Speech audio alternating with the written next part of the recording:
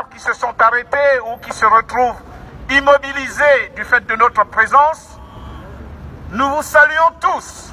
Bonjour. Nous sommes du Gabon. Le Gabon est un petit pays d'Afrique centrale et nous avons une crise. Et la France est au premier chef concerné par cette crise. Nous avons des détenus politiques qui depuis des années croupissent dans les geôles du Gabon. Et cette situation connue sur le plan international n'a toujours pas trouvé de dénouement. La crise politique qui secoue notre pays depuis 2016 s'est vue accélérée par une crise institutionnelle, politique, sociale, économique, au point que ce pays, qui fut et présenté à l'époque comme une petite Suisse, est devenu l'un des pires pays infréquentables au monde. Mais avec la présence sur son territoire du 6e BIMA, qui est l'armée française représentée sur le territoire, et de plusieurs ambassades de l'Union européenne, y compris des États-Unis, c'est-à-dire des puissances étrangères, nourries au lait de la démocratie, mais incapables d'aider ce pays à recouvrer sa liberté première. Nous avons un dictateur qui s'appelle ou s'appelait Ali Bongo, qui est le fils du défunt Omar Bongo, qui est resté au pouvoir pendant plus de 42 ans. Ce monsieur Ali Bongo est à l'origine des massacres du 31 août 2016 au Gabon, qui ont fait plusieurs centaines de morts et dont on recherche encore nombre de corps aujourd'hui. Et ce dictateur a disparu des médias depuis plus de 4 mois aujourd'hui. Qu'il soit cliniquement mort ou physiquement mort, il a toujours constitué pour nous l'obstacle principal à la libération de notre pays, le Gabon. Et la France, malheureusement, à travers une certaine élite, a contribué pendant des décennies à tenir ce peuple en esclavage. Et depuis 2 ans et demi, eh bien, ce peuple s'est levé. Démographiquement, il ne représente pas grand-chose. Mais il a un cœur énorme, grand comme ça. Et la preuve, cela fait 2 ans et demi que les Gabonais marchent et sillonnent l'avenue Paul Doumer 1 fois par mois. Et à l'époque, c'était tous les samedis. Et ça n'est pas prêt de s'arrêter tant que cette crise ne sera pas résolue.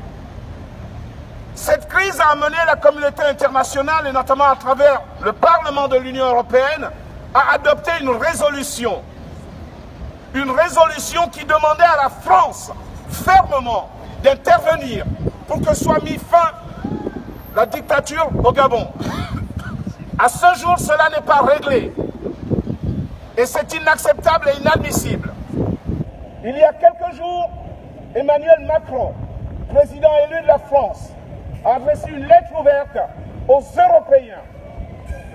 Dans cette lettre, en dehors de tous les vœux relatifs à l'Union européenne de façon interne, il sollicite que ses collègues de l'Union européenne et la France inaugurent un nouveau partenariat avec l'Afrique, que la France inaugure un nouveau paradigme avec l'Afrique. Soit, et il demande justement que la France et l'Europe tournent son regard davantage vers l'Afrique. Que doit-on entendre ou attendre de ce regard? Est-ce un regard compatissant, un regard qui participerait à la libération de ces peuples, ou un regard de hyène, de prédateur, comme cela a toujours été, au point de réduire en néant les espoirs et l'avenir de ces peuples? Ce que nous souhaitons et ce que nous attendons, parce que nous sommes dans un monde unifié et globalisé, nous demandons à la France et au reste du monde de venir en aide au peuple gabonais pour qu'enfin soit consacrée sa souveraineté dans le sens où chaque peuple a le droit de s'autodéterminer, c'est-à-dire de désigner ses propres responsables politiques. Et c'est ce que nous attendons de la communauté internationale. Aujourd'hui, au Gabon, le dictateur ayant disparu de la vue de tout le monde, plus personne ne sait où il se trouve. On prétend parler de vacances de pouvoir. Ce n'est pas ma façon de voir les choses, et ce n'est certainement pas la façon de voir les choses de nombreux Gabonais, par centaines de milliers. Nous ne pouvons pas parler de vacances de pouvoir parce que nous n'avons jamais reconnu Ali Bongo comme président de la République. Et nous ne pouvons pas parler de vacances de pouvoir parce que nous n'avons jamais cru en la capacité de la Cour constitutionnelle, instance judiciaire supérieure du Gabon, à lire véritablement le droit, sauf si elle est mise sous pression. Donc, nous parlons de la fin de la vacance de pouvoir. La fin de la vacance de pouvoir. Et je m'explique. Depuis le 27 août 2016 au soir, les Gabonais avaient choisi librement et de façon majoritaire une personne parmi les candidats qui s'étaient présentés à l'élection présidentielle. Ce monsieur, c'est Jean Ping. Cela aurait pu être quelqu'un d'autre, mais les Gabonais avaient désigné celui-là comme vainqueur de l'élection présidentielle. Et l'ensemble des institutions internationales qui avaient été commissionnées par leurs responsables politiques ont consacré M. Jean Ping à travers les résolutions ou les rapports établis par l'Union africaine ou l'Organisation internationale de la francophonie comme étant le vainqueur de cette élection. C'est donc cette volonté du peuple gabonais qu'il faut réhabiliter.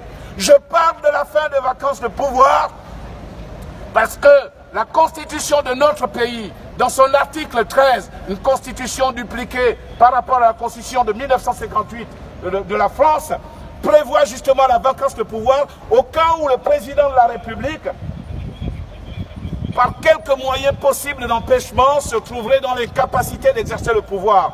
Eh bien, ce n'est pas Ali Bongo qui est concerné par cet article. C'est Jean Ping qui est concerné par cet article. Voilà pourquoi on parle de la fin de la vacance de pouvoir. Autrement dit, l'obstacle principal qui constituait cet empêchement est tombé.